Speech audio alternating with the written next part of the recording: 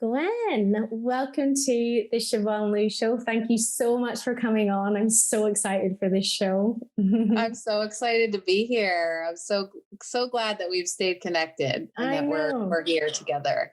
Yeah, it's amazing. And I just want to share to everyone that I met you on the David Elliott course, and you were an assistant, right? You were one of Yeah. his kind of helpers there. And I'm pretty sure you were one of the first people I met when I jump into New Mexico in the middle of nowhere, rocking up at this house, being like, okay, I'm here. Yeah. Yes. Yes. That was quite an experience. What Yeah. was what was it like for you to Yeah. be in the States and to be in this like strange strange area, different? I know. It was really funny because when I got there, obviously it's kind of in the middle of nowhere. And I'm like, okay, I'm really doing this. I'm jumping in, but it felt really flowy. I went from Australia by myself, traveled all the way over there and just kind of made it happen, connected with people through email that kind of David sent out, being like, this person's going at this time and this person's going at this time. Yeah. And then I remember meeting you there. And I think you've lost your voice. You had like no voice the whole time when we Yes, were I was there. definitely working through some throat chakra healing Yes. for sure. Yeah. Yeah. That was like the whole time I remember I'm like, oh, her poor voice. But yeah. Yeah. It was definitely, I worked with that for probably about a year. Wow, It really? was it was fairly consistent and persistent. And I Yeah. think that's sometimes how things are when they are really up for Yeah. us, and it's time for us to look at it and it's time for us to heal it. Yeah. It can take time. I think that's one of the things that I've learned, through my own journey with just my own healing and holding space for others, is that I'm totally open to the miracle, and I also notice that for the most part things take time. Yeah, for sure. It's so true. Like I get asked the question a lot because obviously a lot of people that come and do breathwork with me are quite new to it because it's new in Melbourne and in Australia. And people are like, so how many sessions do I have to do? I'm like, forever. It's a kind of never ending journey of things that, can come up and that don't come up. And yeah, it's kind of, it's an ongoing journey, which you kind of learn to just love and go in and out of it, I guess. Yes. Um, and how can you tell us how you discovered David Elliott's breath work? Because I know you do different types of breath work as well, but let's start with this one. Yes. So I had a friend who had suggested I go to a class, and I also had another friend that was teaching a class. So I went to his class. His name is Jason. Mm. And I went to graduate school with him, and we had swapped coaching quite a bit. And so it was powerful. The first time that anyone does breath work, I think is usually powerful. Mhm. And at that point, I had like got my master's in spiritual psychology. I'd done a lot of different coaching trainings. I mean, I had really worked on myself a Yeah. lot, and I was blown away by how many things I uncovered that I thought were either healed or I didn't know were there. Mhm. So I went back to the class the next week, and but after the very first class, I left that night and I went and I signed up for all the levels of the training because I Yeah. knew there was something there Mhm. for me. Yeah. Yeah.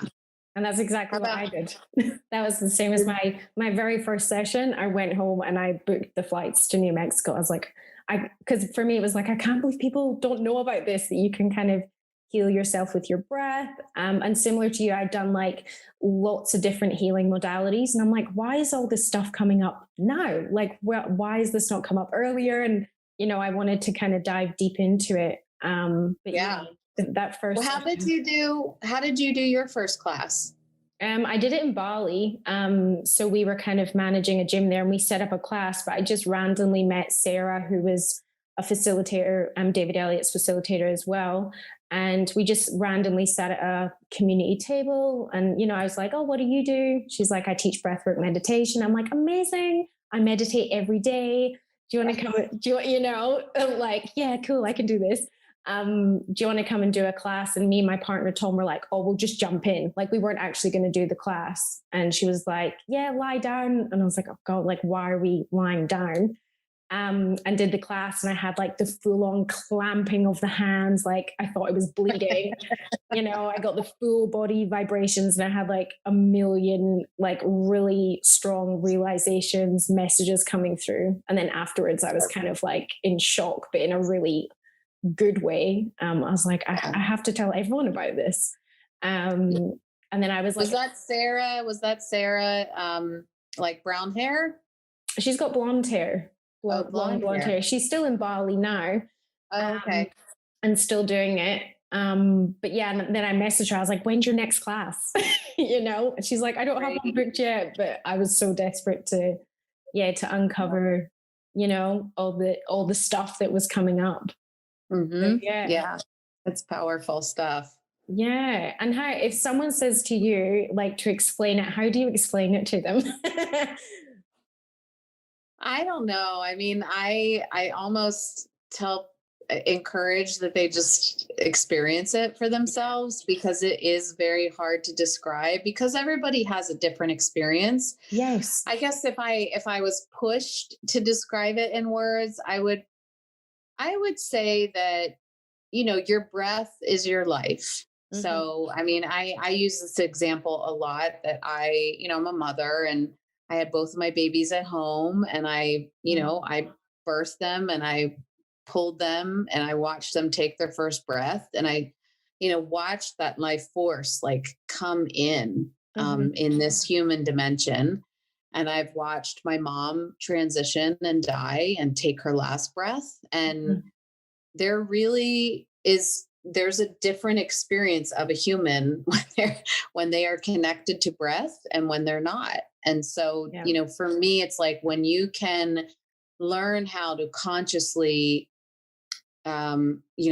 connect into that life force that moves through your body, that moves through your lungs, you connect into so much more of who you are beyond your mind, beyond your emotional waves, beyond your human actions and your physical experience in the world. You really get a visceral, embodied experience of who you are as a soul, as a spiritual being in the vessel that you walk around in. To me, that's like a lot of what happens. And as a byproduct, people will feel more connected to themselves. They'll feel more connected to something greater than themselves. They'll feel more connected to nature. They'll have less anxiety. They'll, be able to be more present, and they'll have less, grief and obsession about things from the past, and be able to really step more into the present moment, and to like what they're here to do. Creativity can open, I think, a lot of healing of, trauma. And gosh, it's just like endless what can happen. It really depends on who the person is and what they're available for, and what's available for them. And also, like what they're here to do as a being in a human experience. Yeah, it's so true. I mean, not one session, that I've done and facilitated has ever been the same. They're all so different. And if you think about all the people and the amount of times they do it, and all of that is so different. Like, this is why I find it, it's so hard to explain, because some people have like the physical sensations, and some people have the messages, the realizations, and some people get like really into their body. And, for me, every session I do is completely different. And you're right, it gives you what you're available for at that time. And I kind of say to people, like, the breath will just give you, whatever you're ready for, I guess, like whatever you're open to there and then. So, yeah. I also find some people have an experience of like connecting to, loved ones who have transitioned, ancestors. They can connect into maybe even like other lifetimes, if that's something that they're open to. It just is endless, really. Yeah. And that's why it's so fun. Well, I love it, because it's like, where am I going today? Yeah, Yeah. it is. Yeah, what's available, or it's for me, it felt like so much in alignment with my mantra that I lived by, which Mhm. was, getting out of bed in the morning and saying, what do you want to do through me today? Like, I am here for you. What do you want to do through me? Like, Mhm. I'm your vessel. Show me who you want me to help, who to serve, how to be in, how I can be of service in the world today.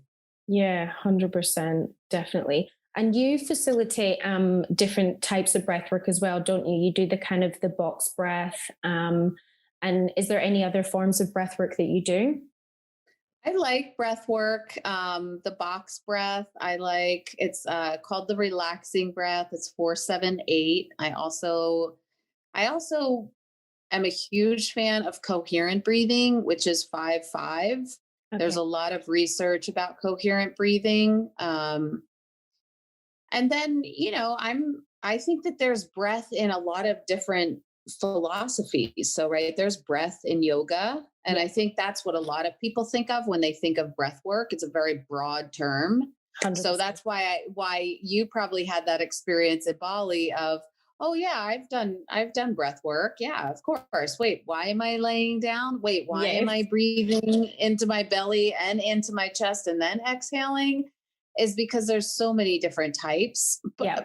And I do feel like there is a time and a place for all different types of breath work. Hmm. And also just based on where somebody is in their journey, what their background is, what they're working with, what's bubbling up to the surface. I mean, sometimes individuals, let's say, for instance, that have, trauma, or they have traumatic childhood, the David Elliott type of breath work, too much of it could sometimes be too much for somebody's Yeah. system. Yeah. And other people, it could be really helpful and cleansing and nourishing. So for me, it's like over time, I've just become open to what really does the client need, Hmm. um, and how can I support them? Yeah. Yeah. Yeah. And do you do have like a daily practice with the breath? Or like you said, is it just like, oh, what do I need today? How do I need to breathe? I mean, I think I go through phases. I when my mom was transitioning and when she passed away, I did the David Elliott form of breath work pretty much daily. Hmm. When I was moving through separation and divorce, I probably did that type of breath work daily. Yeah. For me and for my particular body and my energy, like, for me, that type of breath work has a little bit, even though it's heart opening, I feel like it still has like a masculine energy to it, because you're really working it, Working. like Yeah. actively working it. And so for me, if I'm moving through something that requires, that's like tough, or requires focus and requires like presence and like really, um, you know, um, I don't know what the word is, maybe just staying committed to something. So it's Hmm. like when I was like, my mom was transitioning, it's like I really needed to stay present in my work because I owned a business, and I needed to stay Yeah. present with my young children. And I was in a marriage that was challenging. And so I really needed to stay present while I was going through this really difficult life experience. And then I would say the same thing when I was moving through the separation and the divorce. There was a lot of stuff going on, and I was still running a business and raising two little kids. So I really needed to stay present and committed, like in my life. And I feel like at those times, that type of breath work was so amazing, because it allowed me to stay a little bit, I think, in that masculine energy of like, stay focused, Yeah. keep moving, like, but also be very conscious, and also not just bypassing what's happening, but like, yeah, like, what was all the upheaval that came up today? And like, let's clear that out. So I don't need to bring that into the upheaval that's going to come most likely in the next day. Yeah. Right. So it Sure. was just like a constant cleansing. And right now I feel like I'm more in a phase of my life where there's some more grounding. There's not as much chaos. And Hmm. so my system has been able to soften a little bit. And now I'm doing some more breath work that is like the coherent breathing, the 5-5. That's more of like a softening the system.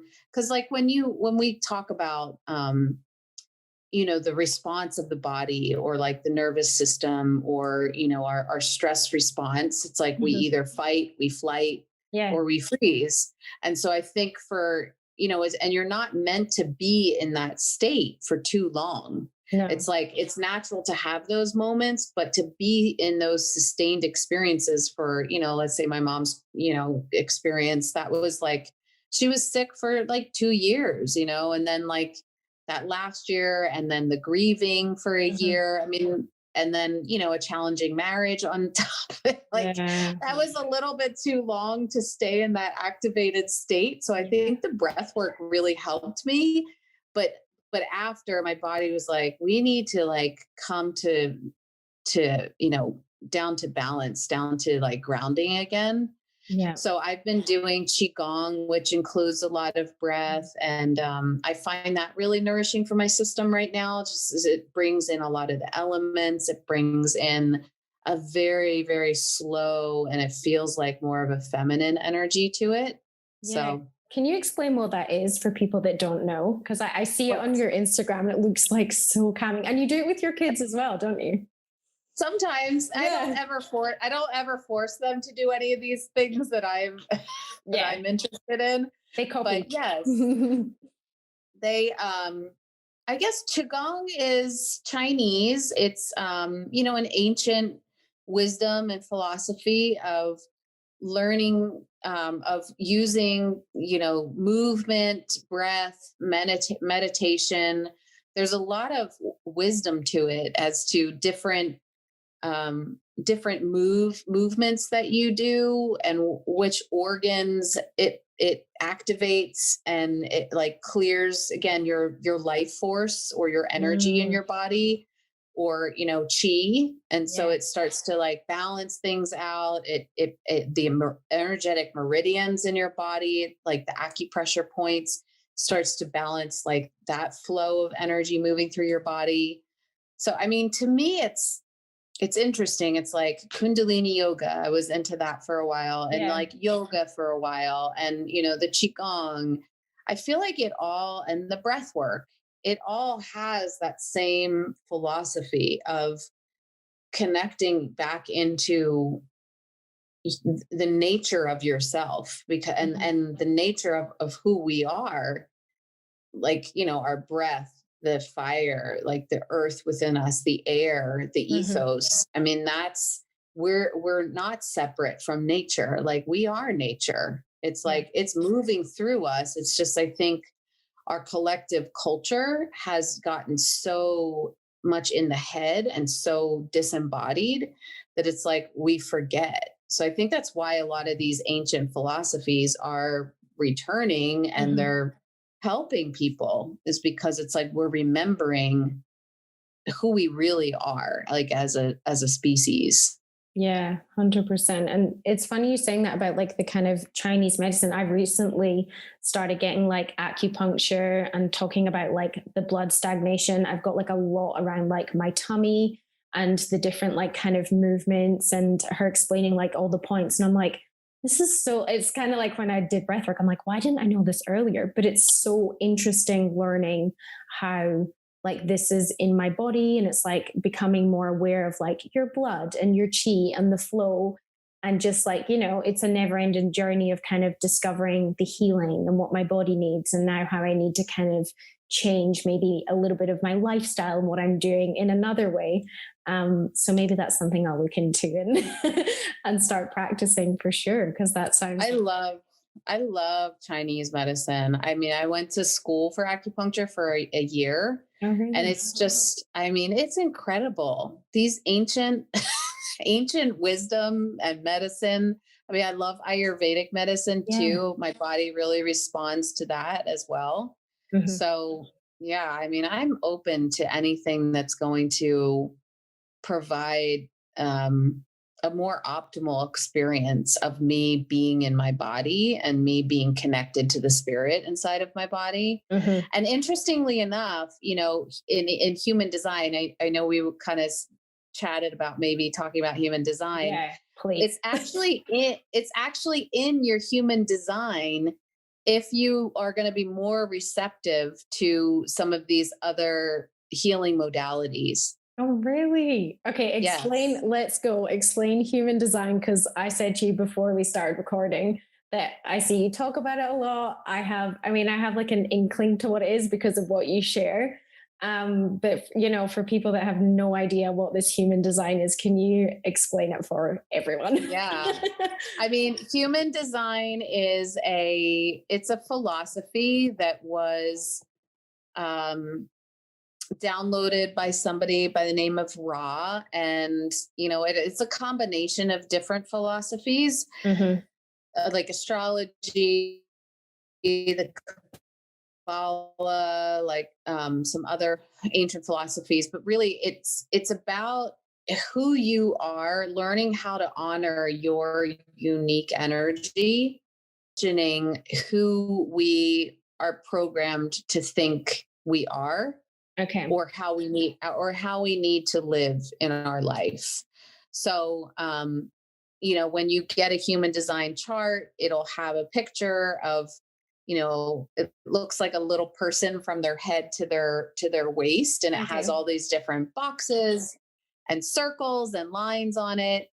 And it has the seven chakras, but it also has two additional chakras. So the chakras are, right, these energy centers that, Mhm. maybe let's say more in like a yogic philosophy, it goes down the center of your body from your head, your third eye, to your throat, your heart, your solar plexus, your second chakra, which is really around your reproductive, and then your root, which is really at the base of where you sit. Mhm. And then in the human design, there's two other centers, and one of them is called the G center, and the other is called the spleen. Mhm. So it's in the spleen, which is where you can find if somebody is going to be more receptive to some of these other healing modalities. Wow. So, in the human design, you'll have in these different energy centers, will either be colored in or they'll be open. Okay. And if they're colored in, that means that they're defined. And another word that's used is closed, but I don't really like that word because it suggests that there's something's like closed Yeah. off, or at least I think our minds go in that direction. So it means it's defined.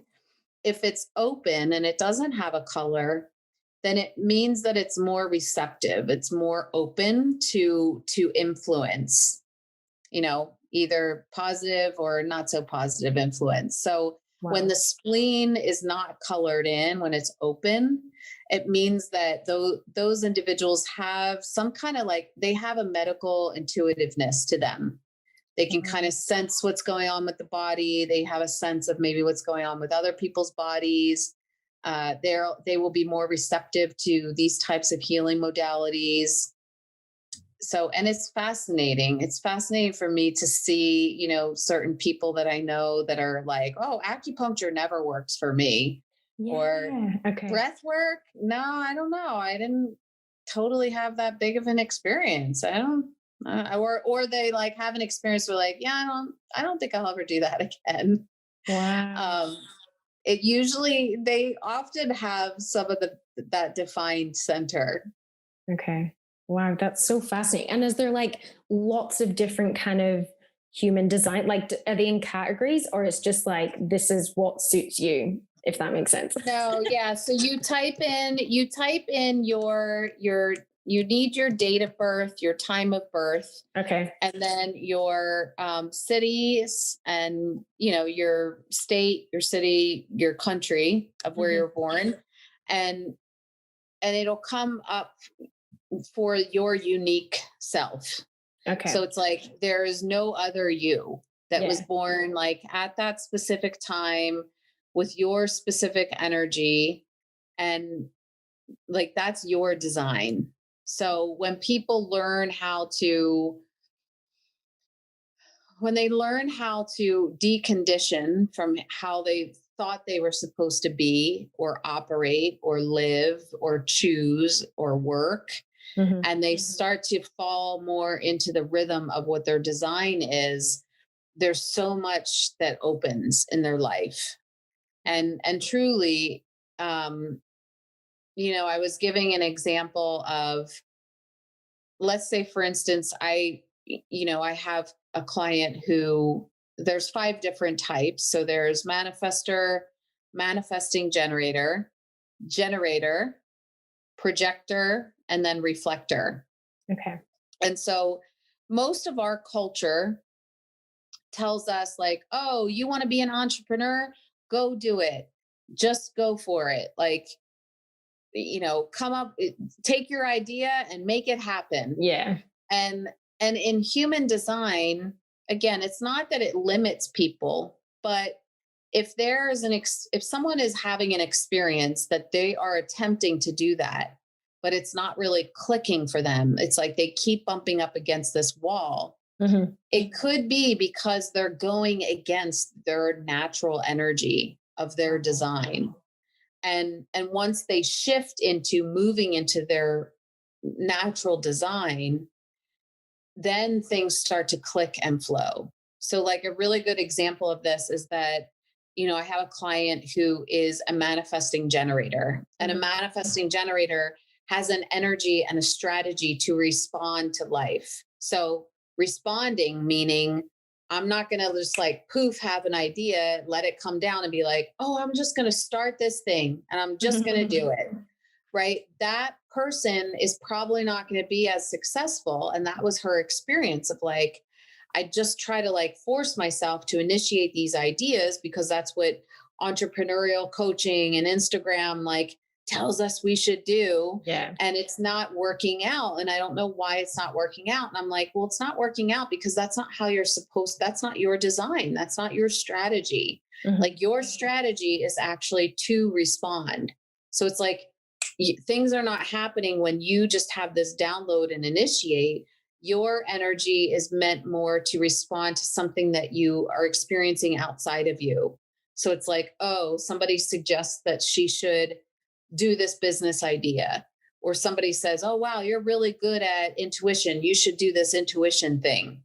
Or Mhm. somebody else, or she listens to a podcast and she's like, oh, that's cool, like that sounds good. Yeah. That's a strategy of responding. And once she switched from trying to initiate and she moved into more responding, that's when like things started to totally click. Wow. Wow. So for me, it's a lot of things with human design. It's a lot of things that people recognize and know about themselves, Mhm. or they don't recognize it and it feels a little uncomfortable. But once they actually start to open to it, it really starts to click and make sense. Yeah. Wow. And what's cool about it is that it's in black and white. So it's like you can see the chart, you can Mhm. see like all of the energy centers, you can see, if anybody who's listening and they're just like Googling, like, can I get my free human design chart? You can, you totally can. And then when you get that chart, you're going to see it and it's going to have like all these different squares and circles and all these different lines attaching all the squares and circles. So it's like those bigger shapes are considered the centers, the Mhm. energy centers. And then all the little numbers are considered the gates. And then all the lines moving between centers are called like your gates and your channels. And there's just so much information. I mean, you could get very, very deep into your human design, but it's also very simple. So yes, there's 5 different types, and then there's a handful of numbers that you could have. So your type is either the manifester, the manifesting generator, the projector, the reflector. Mhm. And then you can also have your profile, which will be 2 numbers. The first number really signifies what's present in your conscious self, what you really know to be true about your personality. And then the second number has a lot more to do with like your unconscious, the unconscious patterns or behaviors or just energy that you bring to the world. Okay. And again, it's like when people learn how to honor those parts of themselves versus have it be a shadow or something they don't like. Mhm. It's like it brings everything into the light and it brings everything into acceptance. And then when you bring it to acceptance, it has the ability to grow. Yeah. Yeah, for sure. Wow. I'm like Yeah. so desperate to go down like a huge rabbit hole of human design and find out all the things. Wow, Yes. that's so fascinating. And Wow. like what I found, I mean, I love, YouTube, and there's a great book that's called Understanding Human Design. And you can look up information online about your design. But for me, what always felt like it was missing was, okay, it was similar to getting an astrology reading. I don't know if you've ever had an astrology reading. No, but I hear all about, I mean, I'm so interested in astrology and I follow a lot of people that talk about like the kind of cycles and the moons, but I'm not into it that I could like ever give advice or know about it. But Hmm. I love hearing about it. Like I love listening and like I just love learning about it. Yeah. But yeah, I carry mean, on. but it's similar to that, where you're like, it's very fascinating. I get it. But then sometimes it's like, it feels like so much that it's like, how do I actually embody this? How do I really work with this in my everyday life? And so Yeah. for me, that was always the thing that I felt was missing, Mhm. was like, okay, I'm getting a human design reading. Yeah, it's like the integration. It's kind of like it's the same when you go away from a breathwork session. It's like, okay, like all this stuff has just come up. So now what? Like now what do I do though? Cool. What do you tell people? So when they come to my group, it's like a given they have to share. So at the end of the group, at the end of the session, everyone has to share their experiences and then ask me questions. And then I kind of help give advice or guide them with kind of what came up for them and maybe because like I always say to people, you kind of draw in people with breath work that are similar to you. Well, that's what I find anyways. So it's always something either I've been through or I know someone that's been through it. And then I have like referrals for kinesiology, psychologists. My partner's a counselor. So, it's like just if I can't help with it or assist with it, I give them to someone else that can help them. Yeah. And I always trying to follow up with people as well, because I feel like it's such a huge, well, for me anyway, when I did those probably my first 10 sessions, it was such a huge upheaval of stuff that I'm like, I had no idea what to do with it. Like stuff came up about like ex-partners and like my dad kept coming through and then, stuff about like my inner child. But I'm like, well, what do I do with this?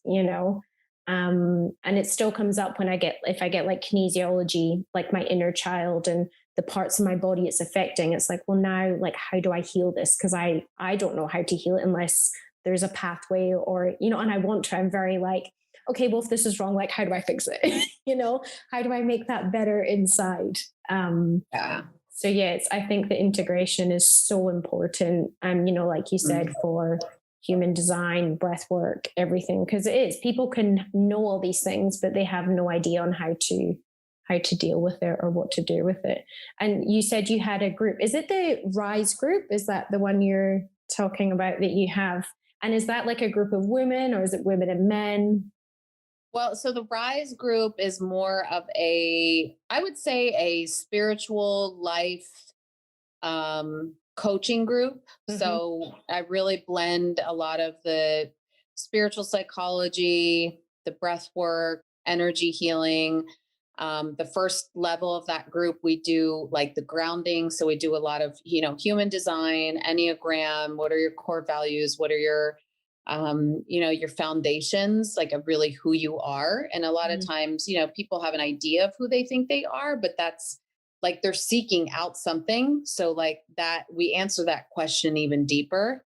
And then we move into like the nourishment. So moving more into the spiritual psychology tools of how to really work your process, how to be with your inner child, to have a deeper understanding of your own humanity and all of the aspects that make up who you are, how to really take yourself through like mastery of being with yourself so that you can be your own guide and your own healer Yeah. and know that you have that wisdom inside. And then like the last portion of the group is more multi-dimensional. So moving out of just the third dimension of who you are and really leaning into who you are as a spiritual being, having the human experience and practicing how to live life that way of like, Hmm. of I am here, I'm out here, and I'm really more just learning to look at my life like, oh wow, isn't that interesting? This relationship is triggering, right? Or that relationship ended. What is my soul seeking in that experience? And what is my soul seeking in the experience of moving through custody issues with my ex or moving through entrepreneurial, imposter syndrome or Hmm. what, moving through health conditions, like really looking through the lens of life in that my soul is seeking something through this and giving tools on how to really live life that way instead. Yeah. Wow. I love So that. that's the rise group with, and then the human design is the embodiment group. So it's just simply the human design embodiment group. Hmm. So they're two different offerings right now. Yeah. Wow. I Yeah. love it. It's so good. And do you have like a common theme of people that kind of come to you in terms of like both groups, or is it like very different? I would say I tend to attract, like you shared, the same type, the same Yeah. in general type of person. So for me, my experience or my part of my story is that I was I was the good girl. I was the perfectionist. I was like the high achiever. I like did the sports and I did well in school and I got the good job and I, excelled in the corporate world. And I always had this part of me that was seeking, and desiring so much more than Mhm. just the traditional path of life. Mhm. And, Yeah. I was always, even when I was a little kid, I was wondering like, who am I really? And like, what Yeah. am I doing here? And how do I do what I'm supposed to be doing here? Mhm. And so for me, I tend to attract those types of clients who are, they've created a career that's super successful on paper, or that maybe it's not super successful, but it's like it's good, and they have all the things that they thought would make them happy, but Mhm. they're still seeking, they're still looking for that answer to like, oh God, I thought that I would discover who I was, or I thought I would be fulfilled once I got this job, or once I bought this house, or once I created this family, or once I had this particular amount of money in savings, Mhm. and and that are ready to dive into that layer of like, who am I as a spiritual being? Now that I know the human experience, like I want to know the spiritual essence and the being that's inside of that vehicle, that human vehicle. Yeah. So, and sometimes people stay in their corporate job, but they are fulfilled connecting into that place inside of themselves, and other times people could radically shift, and other times people, stay on both paths for a Mhm. while before they make a shift. I don't, I'm not really attached to like, oh, you have to start the business or you have to leave that job, Yeah. because sometimes the learning, the soul's learning may not even be to leave the job. The soul's learning may be how to remain in the job and find your joy, like while you're still in that world. Yeah, 100%. And it's them like kind of listening to themselves and learning, and and you don't want to like steal people's lessons and triggers and things, because I feel like Mhm. all my shit, got me where I am today. Like if someone took anything away from me from what I've learned from, my past, I would never be where I am right now. And I think it's so important for people to kind of to go through all the hard stuff. It gets us exactly where we need to be all the time. Yep, the beautiful grit. I know, seriously. But anyway, before we wrap up, is there anything else you'd like to share with anyone? Anything else you kind of want to finish off with? Huh. In regards to what? Something we've talked about, or Healing, breath work, human design, anything. I mean, I would probably say one of the other things I'm very I don't want to use the word passionate because actually, did you know passionate means suffering? So I No. really don't use that word. Yeah. So that's why like the word Wow. compassion, calm, if you break down the Latin means to be with, and Mhm. passion means suffering. So compassion means to be present with somebody in suffering. So I'm always mindful of not using the word Well, passionate, thank but you for that. That's good to I know. guess I guess what, what I'm, something that's really interesting and heartfelt to me is, women, women connecting into the wisdom of their bodies and the wisdom of their design, right? If Mhm. we talk about human design in a very general way for men and women, really women connecting into the design of their cycles and, their body and the signals and the feedback and the ability to have a rebirth and a death every single month, and the differences I think between women and men. So, probably one of the reasons why that's important to me is because I do work with a lot of women that are successful or that are high up in corporate or have their own businesses. And I think women have had this wonderful ability to create whatever we want to create. However, I feel like there was a little bit of a disconnect in how we created it, that we thought we needed to be like men in order to Yeah. create it. Yeah. And I feel like women are really experiencing this big shift of, maybe I don't have to do it from that masculine place of like pushing and driving and like single minded and like not taking really great care of myself, or honoring and tending to my innate ability to emote and to be sensitive and to be attuned and to be flowing and to be Mhm. surrendering and opening and nourishing. And so, for me, that's something really important that I do with women also, is help them remember the wisdom of the lunar cycles and to really start to become into tune with that, with their work and with their life, and also with their menstrual cycle, and to use the wisdom of both of them. So I'm going Mhm. to be I'm going to be launching a moon mastery course so women can really learn how to practice doing that, because it's very different, again, from what we're conditioned to do, or how we're conditioned to operate. It's like we're conditioned as women to like, no, you can't do that, or like, you can totally do that. You just have to like be like strong, and you have to like do it like opposed to how your body really wants to do it. Yeah.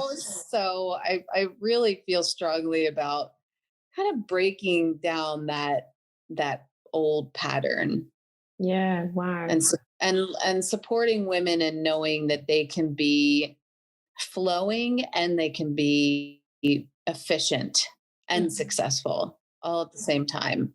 Yeah, that's so important. It's something it's funny you said that, like I'm diving into right now with my acupuncture because it's all to do with like my period and the period pains and how I just thought they were normal. And it's like I've been putting up with it for like over 15 years. And, the Chinese medicine's going into like the blood stagnation and what's going on around my belly. And I'm just like, oh, it's just normal that I'm up all night on like the first night that I get my period. I'm in so much pain. And she's like, it's not normal, and just learning about the cycles and how to kind of, just educate myself on them. And then I get to the point, I'm like, why weren't we taught this in school? Why didn't I know this when we first got our period as teenagers? Like, why didn't, and it's learning it at such a late age, but it's so important to get that message out there for women, that are so much younger. And it's crazy how much time that I think that I've just like spent just lying in bed having no idea like what to do. Totally. Yeah. Totally. And one of the other things I hear from a lot of women is just like, oh, I have one good week a month, or I have two good weeks every month, Yeah. when I'm, right after I'm done menstruating, and Yeah. then when I'm ovulating. And then the other 2 weeks are just like terrible. Yeah. And yeah, I don't, there are some cultures that it's not like that. And Hmm. it's just there needs to be a different relationship that we're having with our bodies, and like you said, really learning about our cycle. I mean, I didn't know as much either. I learned, younger, and I'm so grateful because, yeah, it's just amazing that we're not taught that. I think Mhm. the other thing we're not taught in school is, our emotions and how to be with ourselves and our emotions. And then also Yep. to money. I don't think we're taught enough in school, young kids, on, money and exchange and Mhm. energy and like worthiness around money and abundance and how to actually create abundance, how to save, how to invest, how to budget. Yeah. So if Yeah. I were to create a school, those were, I Do would also it. teach men. I would teach men about menstrual cycles too, Yeah. because, I feel like men have been completely disconnected to it too. And I think that affects men in the way that they respect or they don't respect women, even if it's unconscious, Mhm. or just the perspective around women, it's like, and women themselves, because if Mhm. we don't respect our women, it's like that's our life force on Yeah. this earth. 100%. I know it's funny if I ever like talk. I mean, I've got Tom is like the most supportive partner ever. Like he's kind of, he knows when it's my period. He's got like the hot water bottle ready and, he's just kind of got everything. He's like, right, when's your appointment? And like, what stage are you at? And I think I've got this app and it sends him emails being like, Siobhan, is it this phase in her cycle? So he kind of knows how to deal with me, I guess, or deal with Yeah. my period.